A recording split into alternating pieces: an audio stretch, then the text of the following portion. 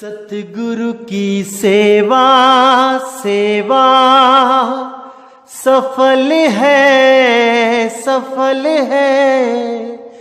जे को करे चित लाई। सतगुरु की सेवा सेवा सफल है जे को करे चित लाई। सतगुरु की सेवा सेवा सफल है जे को करे चित लाई। नाम पदारथ पाइए, नाम पदारथ पाइए, अचित बसे मन आए। सतगुरु की सेवा सेवा सफल है जे को करे चित लाई। सतगुरु की सेवा सेवा सफल है जे को करे चित लाई। जे को करे चित लाई, जे को करे चित लाई। नमस्कार मेरे प्यारे भाइयों, मेरे परमात्मा के प्यारे जीव हंसों। मैं बंदी छोड़ से यही अरदास करता हूं कि आप सब मेरे भाइयों का विवेक पहले से ज्यादा और ज्यादा से ज्यादा बढ़ता ही जाए और ऐसी कोई दुविधा ना रहे जो मेरे भाइयों के मन में 1% भी घर कर पाए। हर चीज बिल्कुल क्रिस्टल क्लियर होती चली जाए, एक एक चीज आपके समझ में आने लग जाए।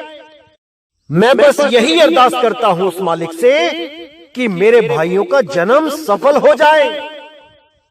मेरा एक भी भाई इन अधूरे गुरुओं के चक्कर में, इन काल के दूतों के चक्कर में ना उलझे।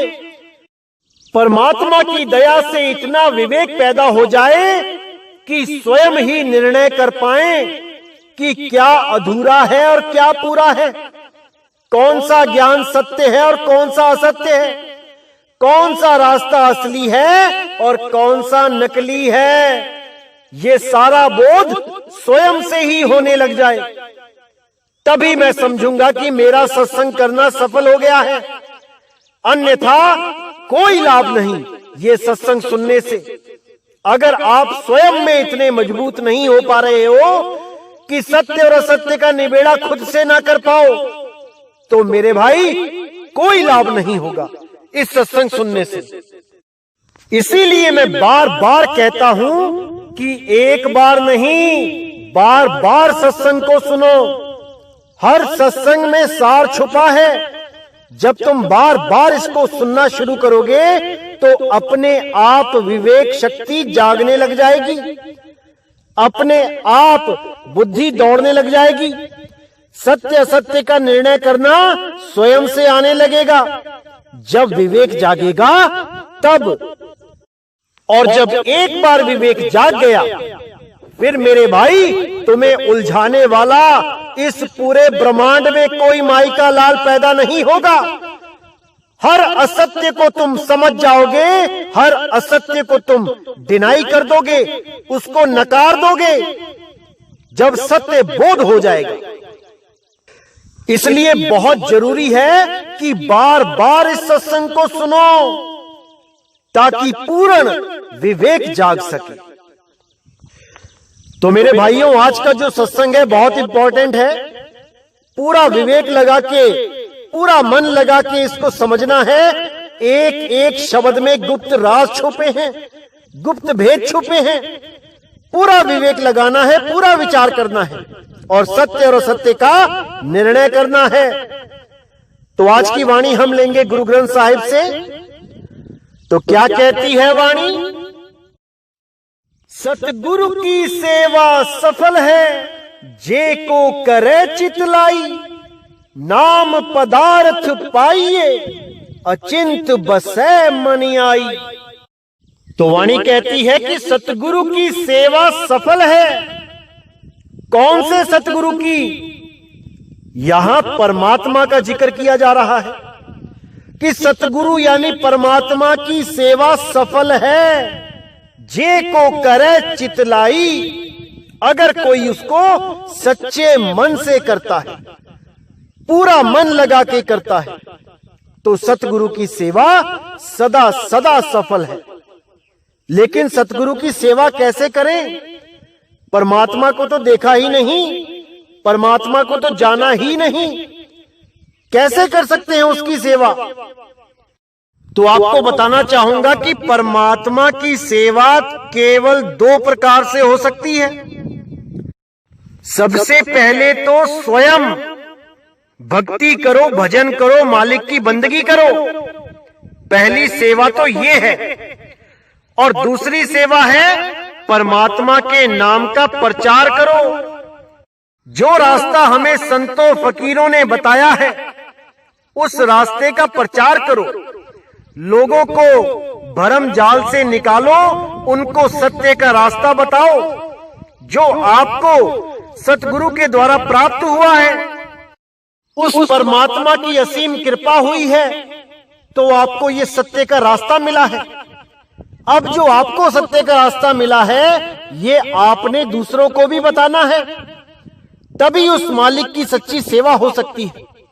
जैसे बाबा नानक ने, जब उनको सत्य ज्ञान प्राप्त हो गया बेई नदी पे, जिंदा बाबा के रूप में जब परमात्मा उनको मिले, तब उन्होंने सब कुछ छोड़ के केवल जीवों के कल्याण के लिए कन्याकुमारी से लेके अरब देश तक प्रचार किया। प्रचार करने में उनको बहुत सी तकलीफें भी झेलनी पड़ी, लेकिन उन्होंने प्रचार के लिए हर तकलीफ को मंजूर कर लिया, रब के भाने में रहना सीख लिया और तन मन धन अपने परमात्मा के प्रचार में लगा दिया। अब वही काम हमने करना है। हमने स्वयं भी जागना है और अपने सोते हुए भाइयों को भी जगाना है, क्योंकि समय आ चुका है मेरे भाइयों, समय आ चुका है। पूरे विश्व में सत्य का प्रचार होने का समय आ चुका है। अब बस हमने कमर कस के इस प्रचार में पूरा योगदान करना है और परमात्मा की असीम कृपा प्राप्त करनी है, क्योंकि सतगुरु की सेवा सफल है, जे को करे चितलाई। जब भी कोई हंस परमात्मा के नाम का प्रचार करता है, उसके सत्य नाम का प्रचार करता है, उसकी सच्ची विधि का प्रचार करता है, तो परमात्मा की कृपा उस पे असीम होती है। इसी असीम कृपा को प्राप्त करने के लिए हमें तन मन धन से परमात्मा के प्रचार में सेवा करनी चाहिए, उसके नाम का डंका बजाना चाहिए और असत्य का, झूठ का सर्वनाश कर देना चाहिए। क्योंकि जब तक इस संसार में झूठा ज्ञान चलता रहेगा, ये जीव 84 में भटकता रहेगा। इस जीव को 84 से निकालने के लिए ही तो परमात्मा एक इंसान रूप में आता है बार बार, इसी जीव को 84 से निकालने के लिए। क्योंकि 84 से निकलने का एक ही रास्ता है मेरे भाई, वो है इंसान जन्म। अगर इस इंसान जन्म में हमने परमात्मा की बात पे विचार नहीं किया, उस मालिक की सच्ची शिक्षा को नहीं माना, तो वापिस हम उसी 84 लाख में चले जाएंगे और कोई हमारा सहाय नहीं होगा। फिर गर्भ में गोते खाएंगे, फिर गर्भ में चीखेंगे, चिल्लाएंगे, पुकार करेंगे, हे मालिक हमें बचा लो। फिर पैर ऊपर सिर नीचे हो जाएगा, बार बार यही होता रहेगा। इसी से बचाने के लिए हमारी फरियाद सुन के वो परमात्मा इंसान रूप में आके, एक गुरु रूप में आके हमें ज्ञान समझाता है, हमें सत्य की बात बताता है। इसी के लिए बुल्ले शाह जी ने कहा था, मौला आदमी बन आया, वो मालिक एक आदमी बन के आ गया हमें बचाने के लिए, हमें समझाने के लिए। और वो कौन है? वो सतगुरु कबीर साहब हैं, जो एक इंसान बन के आते हैं। असल में उनका स्वरूप शब्द गुरु है, वो शब्द हैं। क्योंकि गरीबदास जी भी वाणी में लिखते हैं कबीर साहब के लिए कि हम हैं शब्द शब्द हम आई, और हमसे भिन्न और कछु नहीं। मैं ही शब्द हूं, मैं ही शब्द गुरु हूं। शब्द न बिन से देही, कहे कबीर हम शब्द सने ही। मैं शरीर नहीं हूं, मैं ही शब्द हूं, मैं ही शब्द गुरु हूं। तो आगे कहती है वाणी, नाम पदार्थ पाइये अचिंत बसे मनि आई। कि जब सत्य नाम का पदार्थ गुरु के द्वारा प्राप्त हो जाता है, भेद बता दिया जाता है। एक देही गुरु ही उस परमपिता परमात्मा का भेद बताता है। कौन सा देही गुरु? जिसको स्वयं परमात्मा ने चुना हो, जिस पर स्वयं परमात्मा की मोहर लगी हो। केवल वही उस सत्य नाम का प्रसाद अपने शिष्यों को दे सकता है। जिसको स्वयं कभी परमात्मा देही रूप में आके नहीं मिला, वो कभी भी अपने शिष्यों को सतनाम से नहीं जोड़ पाएगा। वो कोई ना कोई मंत्र पकड़ा देगा सतनाम के नाम पे। कोई उसको सोहंग बोल देगा, कोई ओम सोहंग बोल देगा, कोई वाहेगुरु कह देगा, कोई ओम सोहम सत कबीर कह देगा, या कोई 5 नाम दे देगा, कोई 3 नाम दे देगा। इन्हीं नामों में उलझा देंगे, इन्हीं नामों को सतनाम घोषित कर देंगे। लेकिन सतनाम क्या है वो कभी नहीं जान पाएगा। इसीलिए साहिब ने बोला, सतगुरु सोई सतनाम बतावे, और बाकी गुरु कोई काम न आवे। सतनाम बताने वाला ही सतगुरु होता है। जो सतनाम नहीं बता पाए वो सतगुरु कहलाने लायक भी नहीं होता। वो केवल एक गुरु है जो आपको किन्हीं मंत्रों से जोड़ रहा है। कोई भी मंत्र जपवा रहा है, वो गुरु है, वो सतगुरु नहीं हो सकता। तो कहते हैं, नाम पदार्थ पाइया अचिंत बसे मनि आई। अब नाम पदार्थ को जब प्राप्त कर लेते हैं तो अचिंत, अब ये अचिंत क्या है? जब आप अनुराग सागर देखेंगे तो 16 पुत्रों में से एक पुत्र अचिंत भी है। क्या है ये अचिंत? क्या है ये 16 पुत्र? जैसे मैंने पहले समझाया था कि ये 16 पुत्र नहीं है भाई, ये 16 गुण हैं। और इन्हीं गुणों में से एक गुण है अचिंत, यानी कि अब कोई चिंता नहीं है, अब कोई चिंता नहीं है। इस शरीर को छोड़ के सदा सदा के लिए अपने निज घर में वास करना है, अपने परमात्मा के पास चले जाना है, अपने सत्य स्वरूप को प्राप्त करना है। उसी को अचिंत अवस्था बोला गया है। नाम पदार्थ पाया अचिंत बसे मनि आए, यानी अब कोई चिंता नहीं है। कभी भी मौत आए, अब आपने सूरत को शब्द में लगा के रखना है और इस देह को छोड़ के सदा सदा के लिए अपने शब्द गुरु में लीन हो जाना है। यही मुक्ति है और कोई मुक्ति नहीं। ऐसा नहीं होना चाहिए कि आपका अंत समय आ गया और आप अपने देही गुरु का ध्यान कर रहे हो। गुरु देही नहीं है मेरे भाइयों, नहीं है, शब्द गुरु है। देही गुरु तो केवल एक जरिया मात्र है उस शब्द गुरु का लखाव करने के लिए, उस शब्द गुरु का भेद बताने के लिए, उसके साथ कैसे जुड़ा जाए ये विधि समझाने के लिए। आपको जो अनुभव हो रहे हैं वो सही है या गलत है ये बताने के लिए। आप गलत रास्ते पे चल पड़ते हो तो आपको सही रास्ते पे डालने के लिए। आपने परमात्मा के मार्ग पे कौन कौन से नियम फॉलो करने हैं, कौन से नहीं करने हैं, ये बताने के लिए एक देही गुरु का रोल है। इससे ज्यादा देही गुरु का कोई रोल नहीं है। अगर कोई ये सोच के बैठा है कि मेरा अंत समय आएगा और मेरा देही गुरु मुझे लेने आएगा, तो ये भरम जाल है मेरे भाई, भरम जाल है।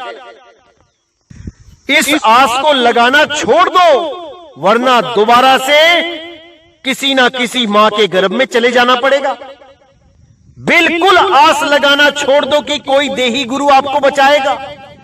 भाई बचाने वाला वो परम पिता परमात्मा है, वो शब्द गुरु है।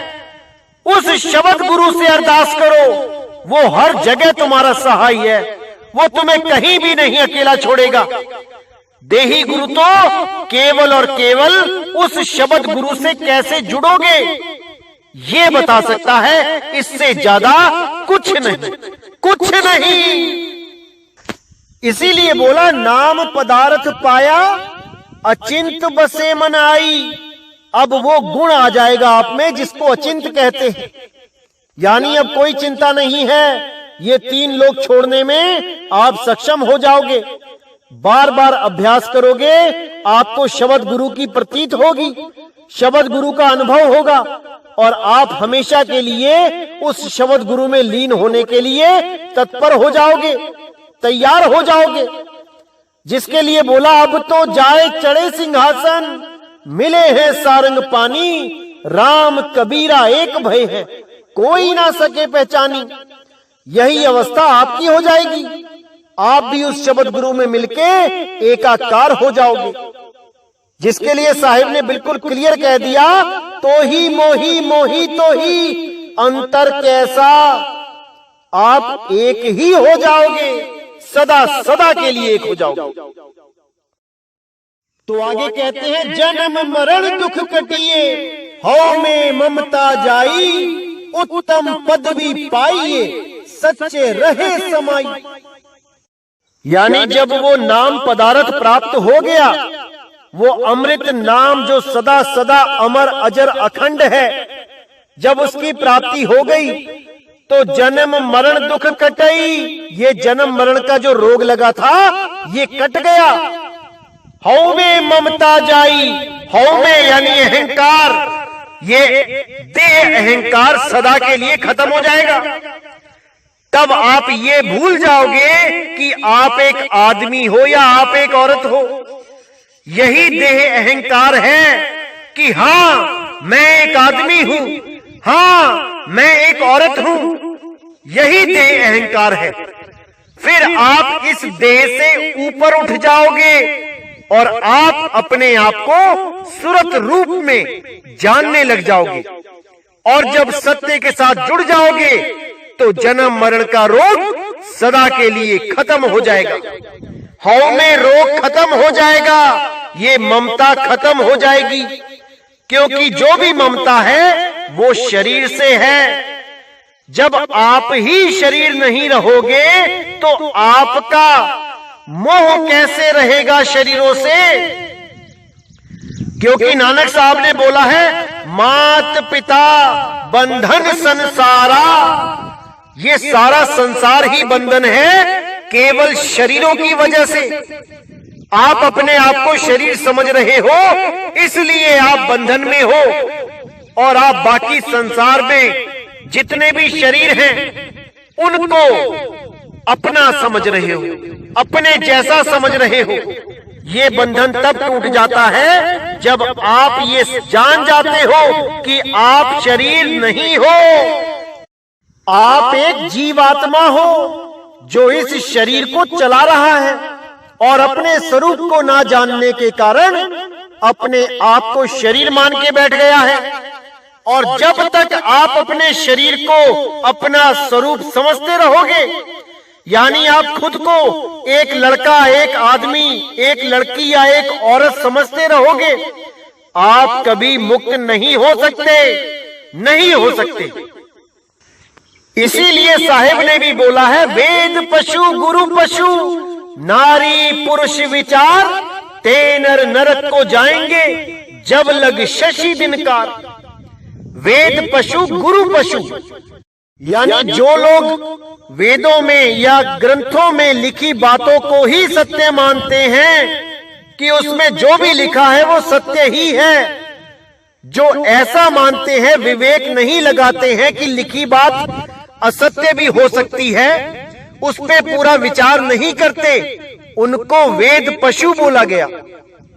वेद पशु और गुरु पशु।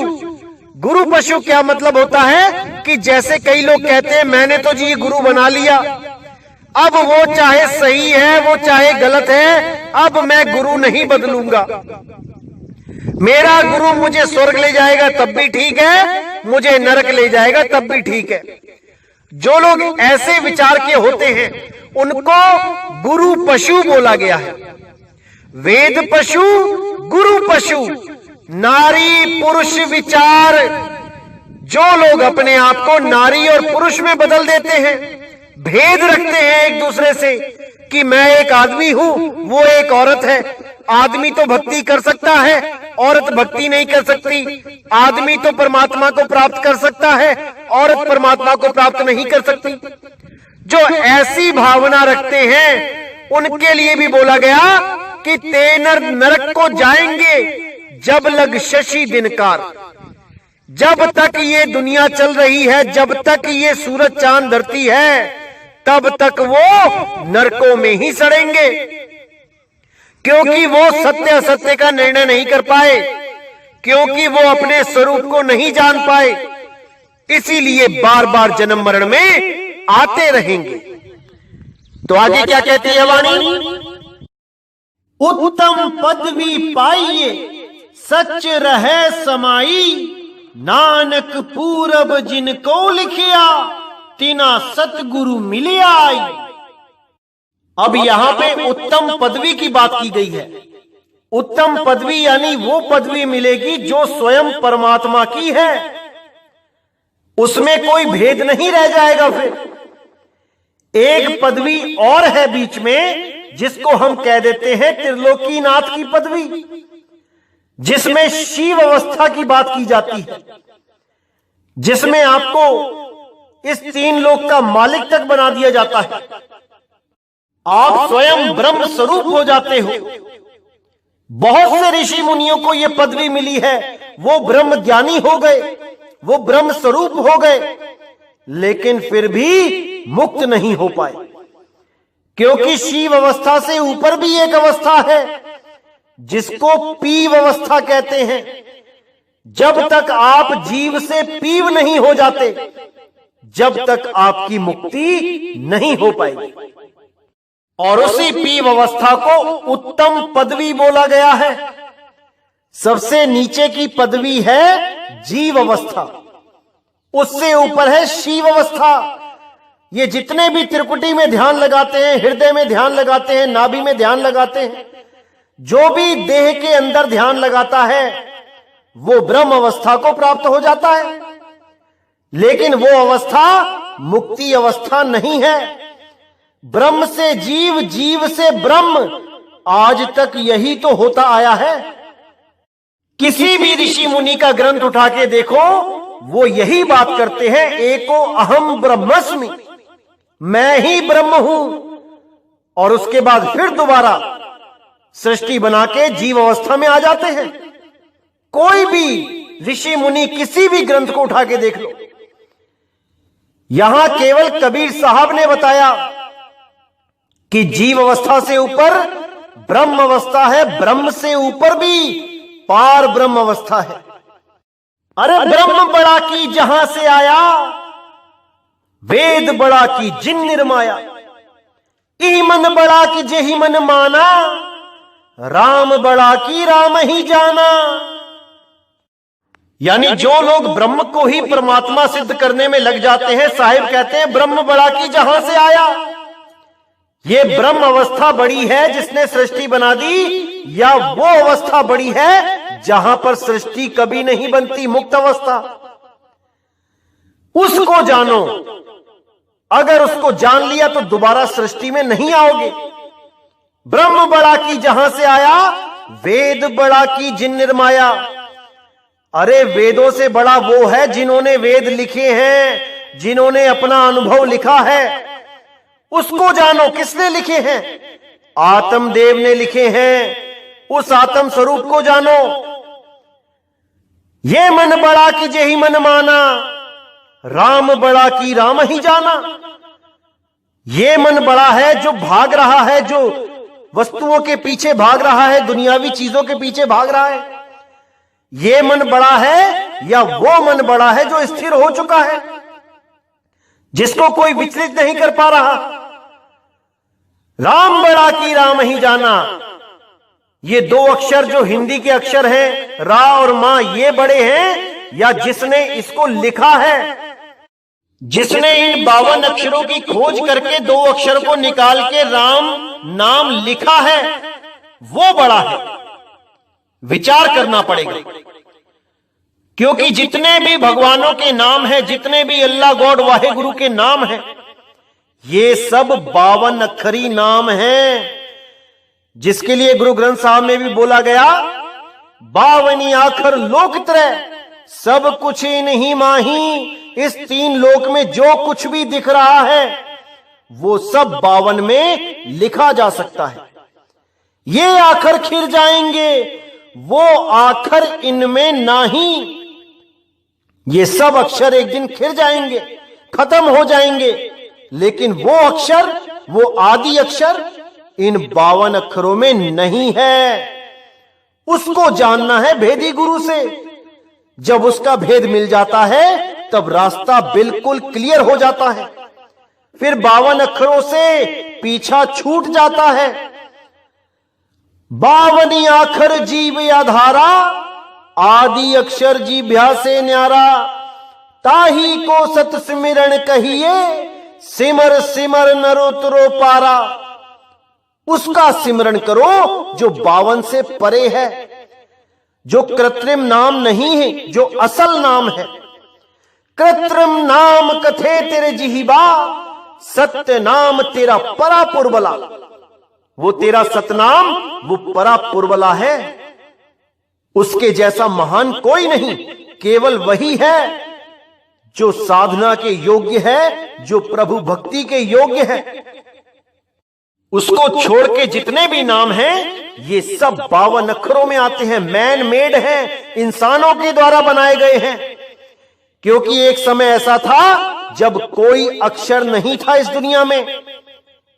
हर आदमी ऐसा जीवन जीता था जैसे जानवर जीते हैं। जैसे जानवर खाते हैं, पीते हैं, घूमते हैं, ऐसे ही इंसान भी रहता था। धीरे धीरे धीरे तरक्की करता हुआ अक्षरों की खोज कर बैठा, और उसके बाद अपने सारे भगवानों के नाम भी अक्षरों में ही डाल दिए, और उसके बाद इन्हीं अक्षरों का जाप करने लगा और सोचने लगा कि मुझे मुक्ति मिल जाएगी। यही 52 अक्षर उसके बंधन के कारण बन गए। इन्हीं 52 अक्षरों से डोरा टूटेगा तभी बात बनेगी मेरे भाई। जब 52 का टूटे डोरा, सहजे छूटे काल झकोरा। फिर नहीं आए फिर नहीं जाए, सार शब्द में रहे समाए। उस सार शब्द में सदा सदा के लिए समा जाएगी ये सुरता, और हमेशा के लिए मुक्त हो जाएगी। अरे सुरत समाए शब्द में, वाको काल न खाए। उसके बाद ये ब्रह्म के जाल से निकल जाएगी। दोबारा सृष्टि नहीं बनेगी, कभी नहीं बनेगी। इसीलिए वाणी कहती है, उत्तम पदवी पाइए, सच रहे समाई। उस सच में सदा के लिए समा जाओगे, कोई जुदा नहीं कर पाएगा। नानक पूरब जिनको लिखिया, तिन सतगुरु मिलिया आए। अब यहां बहुत गुप्त भेद है, इसको अच्छी तरह समझना पड़ेगा। जितना विवेक है लगा दो और इसका निबेड़ा कर दो। बिल्कुल क्लियर लिखा है कि नानक पूरब जिनको लिखिया, यानी कि जिसके भागों में पहले लिख दिया गया है कि इसको परमात्मा मिलेगा, केवल उसी को परमात्मा आके मिलता है और उसी के द्वारा पंथ चलाया जाता है। उसी जीव के द्वारा परमात्मा का गुणगान गवाया जाता है, पूरे संसार में प्रचार करवाया जाता है। जैसे नानक साहिब को मिले परमात्मा बेई नदी पे जिंदा बाबा के नाम से, दादू जी को मिले बूढ़ा बाबा के नाम से, गरीबदास जी को मिले सत कबीर के नाम से, मदन साहिब को मिले राधापति के नाम से, धर्मदास जी को मिले जिंदा कबीर के नाम से, और भी बहुत से संतों को अलग अलग नाम से मिले, और उन्हीं के द्वारा पंथों की स्थापना की गई। उनको गुरु पद देके आगे शिष्य बनाने की आज्ञा दी गई और परमपिता परमात्मा से जोड़ने के लिए इन संतों को चुना गया। इसीलिए आज इनके नाम पे बड़े बड़े पंथ चल रहे हैं। इसी प्रकार जिस भी जीव को मालिक के नाम के प्रचार के लिए चुना जाता है, ये सब पहले से ही लिखा हुआ है उसकी किस्मत में, क्योंकि कोई भी जीव ऐसा कर्म नहीं कर सकता जिसका फल ये हो कि परमात्मा आके मिले। ऐसा कोई कर्म ही नहीं है। ये परमात्मा केवल दया करके मिलता है। वही इस जीव के भाग में लिख देता है कि भाई तुझे मैं मिलूंगा, अन्यथा परमात्मा किसी को नहीं मिलता। तो इसीलिए जो भी गुरु सत्य का प्रचार करता है, जिसको स्वयं परमात्मा ने आके दर्शन देके सत्य का भेद बताया हो, हमें उस गुरु के साथ जुड़ जाना चाहिए। उसके द्वारा हमारा भी कल्याण हो जाएगा, ना कि हमें इंतजार करना चाहिए कि कोई परमात्मा आके हमें मिलेगा। भाई परमात्मा तब मिलता है जब पंथ चलाना होता है। परमात्मा एक जीव को चुन के उसके द्वारा लाखों जीवों का कल्याण करता है, ना कि एक एक आदमी को आके मिलता है वो। इस गलत फहमी में नहीं रहना है भाई, नहीं तो ये अनमोल मनुष्य जन्म ऐसे ही बर्बाद हो जाएगा। क्योंकि बहुत से मेरे भाई ये इंतजार कर रहे हैं कि हम किसी देही गुरु से नाम नहीं लेंगे, हमें तो सीधे परमात्मा आएगा बचाने।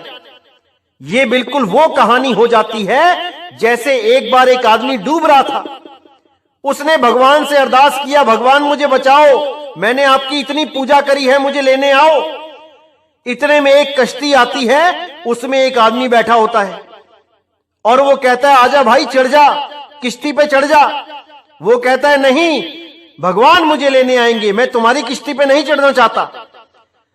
वो दोबारा कहता है आजा भाई डूब जाएगा, पर वो आदमी नहीं चढ़ता। वो तीसरी बार कहता है, वो आदमी फिर भी नहीं चढ़ता, तो वो किश्ती लेके वापस चला जाता है। अब वो बंदा जब डूब जाता है और भगवान के पास पहुंचता है, तब भगवान को कहता है कि हे भगवान, मैंने आपकी इतनी भक्ति करी, इतनी पूजा करी, जब मेरा बुरा वक्त आया तो आप मुझे बचाने क्यों नहीं आए? तो भगवान कहते हैं अरे भाई, तुझे बचाने के लिए ही तो मैंने वो आदमी भेजा था, लेकिन तू मौका चूक गया। इसी प्रकार हम भी मौका चूक जाएंगे अगर हम इस गलत फहमी में रहेंगे कि हर एक आदमी को परमात्मा अलग अलग आके नाम देता है। ऐसा नहीं होता है भाई, वरना धर्मदास जी को कभी ये ना कहते कि प्रथमे शिष्य होवन जो आई, ताको पान दियो तुम भाई। तुम बोला यहां पे कि तुम दोगे, मैं नहीं। जो भी इस सत्संग को सुन के आएगा उसको तुमने नाम देना है, लेकिन जिसको तुम नाम दे दोगे उसकी संभाल मैं करूंगा, क्योंकि तुम उसको अपना नाम नहीं मेरा नाम दोगे, और 52 अक्षरी नाम नहीं, सार नाम दोगे, सार शब्द लिखाओगे। इसलिए मेरे भाइयों, समय रहते चेत जाओ, समय रहते जाग जाओ। एक बार समय निकल गया तो ये वापस नहीं आएगा, कभी नहीं आएगा। इसीलिए बार बार समझा रहा हूं कि मेरे भाइयों जाग जाओ, होश कर लो, सत्य असत्य का निर्णय कर लो। एक बार अगर ये इंसान जन्म चला गया तो 1,84 में गोता खाना पड़ेगा। तो मेरे भाइयों पूरा विवेक लगाओ, पूरा विचार करो, सत्य सत्य का निर्णय करो। आपने स्वयं ही करना है, कोई आपकी मदद नहीं करने वाला। दूसरों पे भरोसा करोगे भी तो केवल धोखा मिलेगा। अपनी विवेक शक्ति पे पूरा यकीन करो। इतना ज्यादा विवेकी हो जाओ कि कोई भ्रमित ना कर पाए आपको। तब समझना कि आपका इंसानी जन्म सफल हो जाएगा। तो आज का सत्संग यहीं समाप्त करते हैं और पूरी उम्मीद करता हूं कि आपको हर चीज समझ में आ रही है। तो अब मुझे विदा करें। बोलिए सतगुरु बंदी छोड़ सतगुरु सत्य कबीर साहिब की सदा ही जय हो, सदा ही जय हो। मेरे मालिक की साहिब बंदगी सतनाम।